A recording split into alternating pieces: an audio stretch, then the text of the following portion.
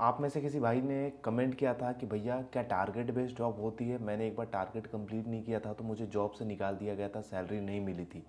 तो आज मैं आपको बीपीओस और आईटी दोनों के बारे में बताऊंगा कि क्या इसमें टारगेट बेस्ड काम होता है कि नहीं होता है। सबसे पहले अगर आईटी जॉब की बात करें कि आईटी कंपनी में अगर काम करते हो तो उसमें टारगेट बेस्ड होता है, लेकिन उसमें इतना ही टारगेट बेस्ड नहीं होता कि वो टारगेट आपको अचीव करना पड़ेगा।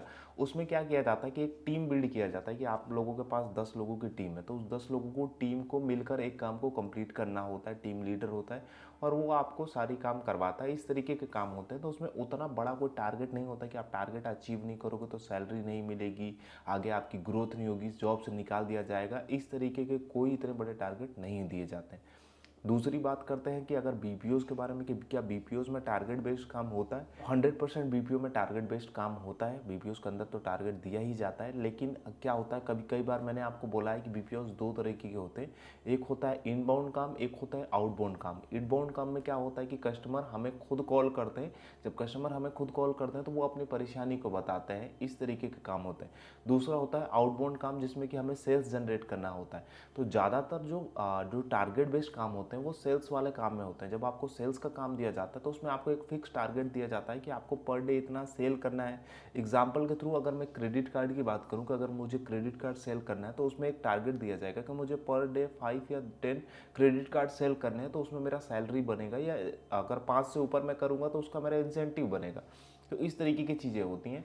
कई बार 100 में से 5 या 10 कंपनी ऐसी भी होती हैं जो टारगेट ना कंप्लीट करने पे अपने एम्प्लॉय को निकाल भी देती है, सैलरी नहीं देती है। ऐसा कई कई के साथ होता है। जो छोटे मोटी कंपनीज होती हैं वो निकालती है। ज़्यादातर कंपनीज ऐसा करती नहीं है। जो टीम लीडर को बोलेगी कि आपको थोड़ा और इम्प्रूवमेंट करने की ज़रूरत है, थोड़ा सा और सीखने की ज़रूरत है, लेकिन अगर आप कंटिन्यूस अपने टारगेट को अचीव नहीं करोगे तो कंपनी आपको नहीं रखेगा, वो कंपनी आपको निकाल देगा। हो सकता है कि मान लो 2 महीने आपने 3 महीने काम किया, उसमें से 1 महीने टारगेट अचीव नहीं हुआ, 2 महीने हुआ, तो उसको कोई प्रॉब्लम नहीं है। कोई भी एम्प्लॉई ऐसा होता है कि जिससे 1 महीने अपना टारगेट अचीव ना हो।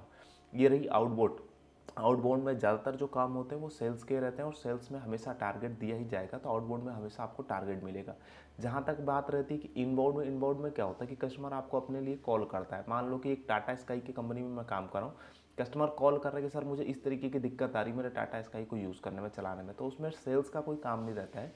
उसमें हमें कस्टमर की प्रॉब्लम को सॉल्व करनी होती है। जैसे कि आप नॉर्मल हम एयरटेल वगैरह के अगर कस्टमर केयर में कॉल करते हैं कि सर मेरा पैसा कट चुका है, तो उसमें कस्टमर का कोई टारगेट नहीं रहता है। दूसरी बात, इनबाउंड में भी कई बार टारगेट होता है। ज़्यादातर वो कंपनीज में टारगेट रहता है जिसमें कुछ चीज़ें बेचनी, सेल करनी रहेगी। एग्जाम्पल के थ्रू, जैसे कि मान लो ये मेरा एक पॉड्स का डब्बा है, इसको अगर मेरी कंपनी रहेगी तो कस्टमर अगर मुझे कॉल करेगा टीवी पे ऐड देख के कि सर मैं आपका ऐड देख रहा हूँ, आप पॉन्ड्स के बारे में ऐड दिखा रहे हो, तो ये प्रोडक्ट मुझे चाहिए, तो मैं उनका एड्रेस वगैरह लिख के प्रोडक्ट को सेल करने के लिए भेजूंगा या अपना लिंक दूंगा जिससे कि वो ऑनलाइन इसको बाय कर सकते हैं। तो उन सब चीज़ों में टारगेट दिया जाता है कि आपको पर डे इसको 20 प्रोडक्ट बेचना है, 50 प्रोडक्ट बेचना है, वो आपका टारगेट है। उससे ऊपर आप कंप्लीट करोगे तो वो आपका इंसेंटिव है, तो उसमें भी आपको टारगेट दिया जाता है। लेकिन इनबाउंड में टारगेट कम ही होता है ज़्यादातर कंपनीज में।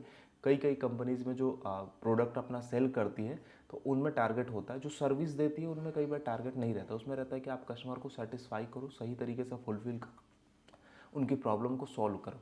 तो ये चीज़ होती है। तो ये थोड़ी सी छोटी सी चीज़ थी जो मैंने सोचा कि आपके साथ शेयर कर दूँ। अगर आपको कन्फ्यूज़न है तो मैं बता देता हूँ।